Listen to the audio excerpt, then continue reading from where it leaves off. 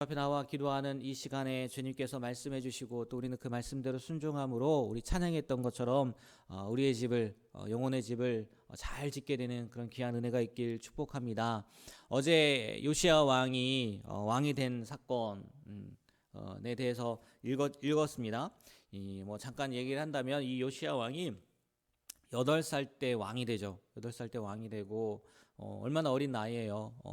그런데 그리고 나서 8년 뒤 16세 때 말씀을 보면 하나님을 찾았다고 해요. 모르겠어요. 그전에는 아예 찾지를 않았나 그런 의미인가 라고 이렇게 생각할 수도 있는데, 그것보다는 아마 본격적으로 드러내고 이제 다른 사람들에게도 알리고 그런 행동들을 하지 않았을까라는 생각이 들고요. 이 16세 때 하나님을 찾고요. 그리고 말씀을 보면 20세 그러니까 왕이 되자마자 아무리 그렇게 하고 싶은 마음이 있다 할지라도 그렇게 할 수 없었던 것 같기는 해요. 20세 때 유다와 예루살렘을 정결하게 합니다. 우상들을 없애려고 하고 산당들을 제거하려고 하고, 그리고 오늘 말씀에 보면 율법책을 발견하잖아요. 성전 수리를 몇 살에 하냐면 26세. 그러니까 왕이 된 지 18년인가요? 네, 18 그죠? 18 더하기 8 하면 26 맞죠? 왕이 된 지 18년 만에 이 성전을 수리하다가 오늘 14절에 시작하는 그 율법책을 발견하게 되는 거예요. 제가 이 부분을 좀 보면서 그런 생각을 하게 됐어요. 개혁이라는 것이 또 성전을 수리하고 이스라엘 백성들을 하나님 앞으로 돌아오게 하는 것이, 그리고 또 본인 스스로도 마찬가지죠. 이게 그냥 마음만 먹는다고 해서 빨리 되는 게 아니구나. 기간이 있고 시간이 있고 또 하나님의 때가 있는 거구나라는 생각이 들더라고요.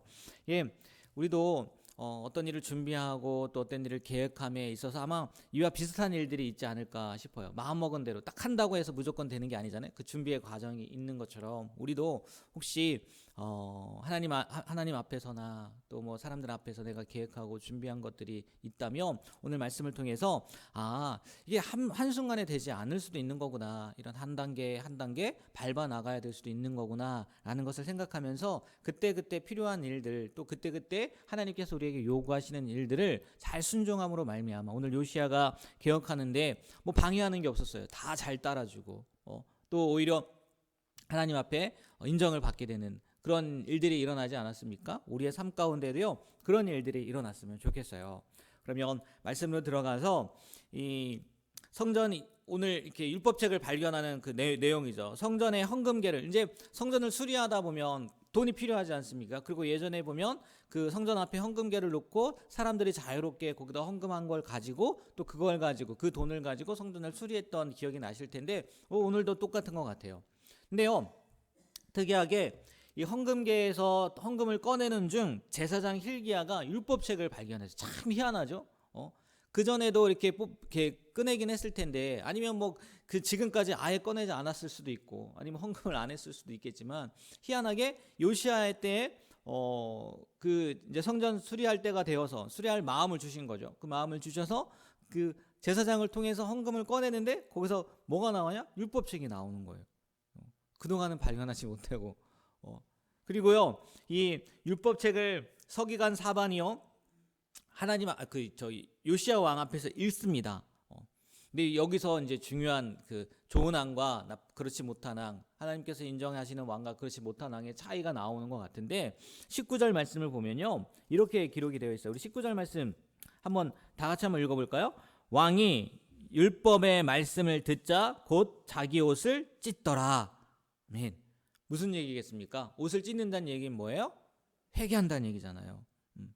요시야는요 율법책을 읽음으로써, 아니 들려진 거죠. 사반이 읽었으니까 읽는 것을 들음으로써 그동안 유다 백성들이 얼마나 하나님의 말씀 앞에서 떠나 있었으며 또 자신도 마찬가지였을 것 같기도 하고요. 그 결과 이 땅 가운데 또 그들에게 얼마나 무서운 심판이 임할 것인지 깨닫게 되었다는 거예요.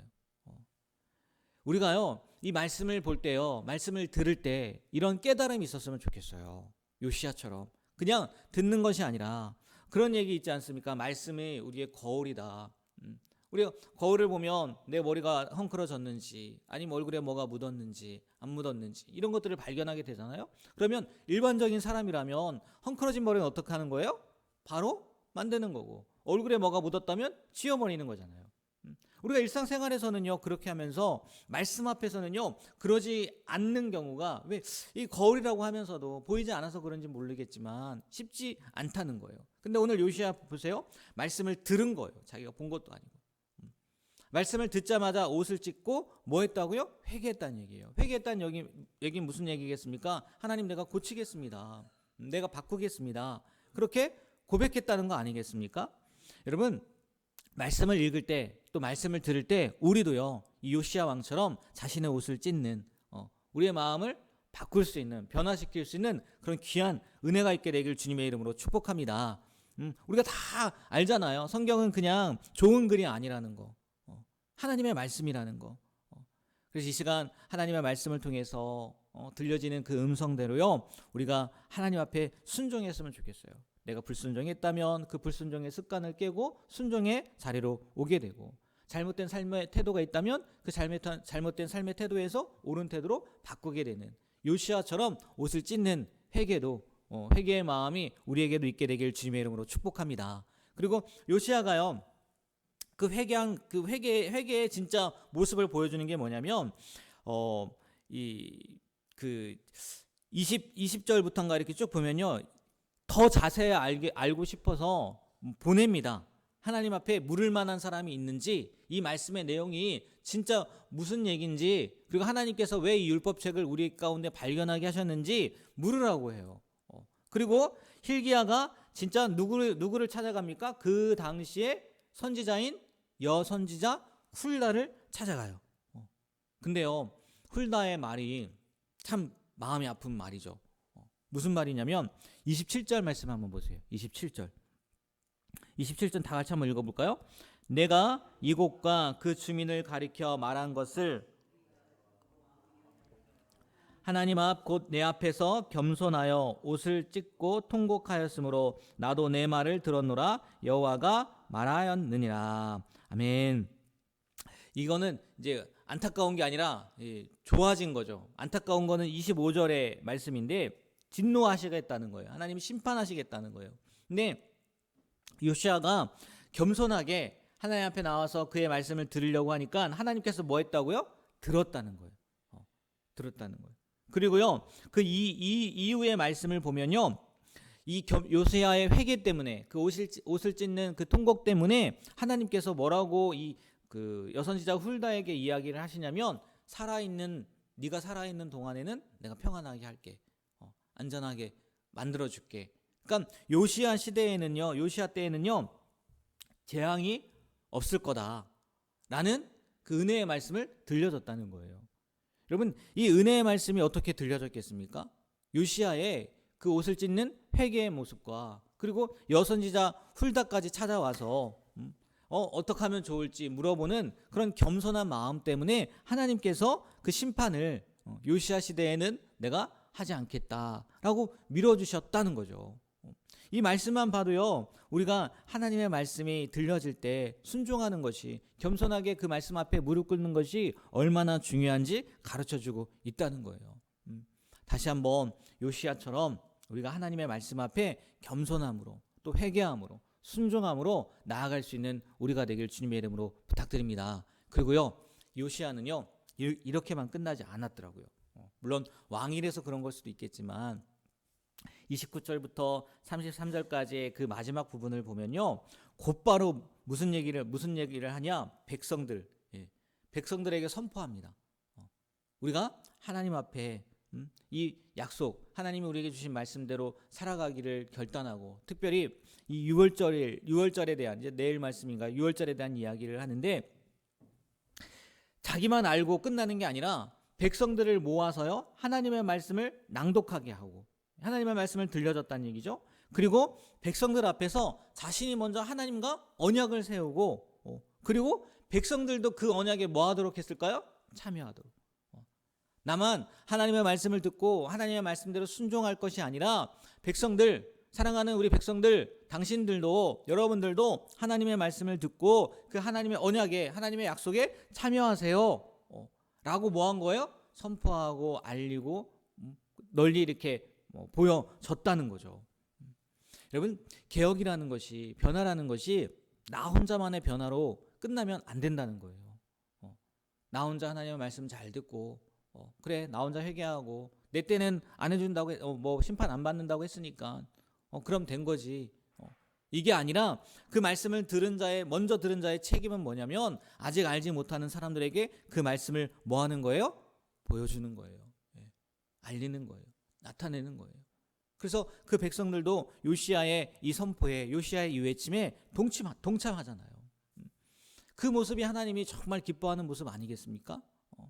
먼저 된 자로서 우리도요, 나 혼자 듣고 나 혼자 개혁하고 나 혼자 변화되는 것으로만 멈추지 말고 이 율법의 말씀을 아직 알지 못하는 사람들에게 알려줄 수 있고 들려줄 수 있고 보여줄 수 있고, 더 나아가서는 같이 그 개혁에, 그 바뀜에, 그 회개에, 그 변화에 동참할 수 있는 우리가 되었으면 좋겠어요. 그럴 때 정말 우리가 있는 공동체가 평안해질 수 있는 거고 든든해질 수 있는 거고, 또 하나님 앞에서 인정받는, 하나님께서 인정하는 공동체가 될 수 있는 것 아니겠습니까? 먼저 된 자로서요, 책임을 우리가 먼저 잘 감당하게 되는 그런 귀한 하루, 또 우리의 삶의 여정, 우리 신앙의 여정이 되길 주님의 이름으로 부탁드립니다. 기도하겠습니다. 하나님, 오늘도 깨워주시고 또 주님 앞에 나와서 요시야 왕이 율법책을 발견하고 또 그 말씀을 듣고 회개하는 모습, 또 자신만의 회개로 끝나는 것이 아니라 백성들에게 선포하고 같은 마음으로 나아갔던 모습을 보게 하심에 감사드립니다. 하나님, 먼저는 우리도 말씀을 듣게 하심에 감사합니다. 그리고 그 말씀을 듣고 깨닫고 또 그 말씀대로 순종하려고 애쓰게 하심 또한 감사드립니다. 그런데 하나님, 한 가지 더, 우리로만 끝나는 것이 아니라 아직도 이 말씀을 알지 못하는 그 언약의 백성이 되지 못한 다른 사람들에게도 전하고 알려주고 보여주는 우리의 삶이 되게 하여 주시옵소서. 그리하여 요시야 한 사람으로 말미암아 이스라엘 백성이 요시야가 사는 날 동안 평안했던 것처럼 우리 한 사람으로 말미암아 우리 가정이, 우리 교회가, 우리 직장이, 우리가 속해 있는 곳이 평안하여 든든히 서갈 수 있도록 은혜를 더하여 주시옵소서. 주님, 내가 그 자리에 굳건히 서서 그들을 지키겠습니다. 힘 주시고 능력 주시고 은혜 주시고 용기도 허락해 주시옵소서. 예수님의 이름으로 기도합니다. 아멘.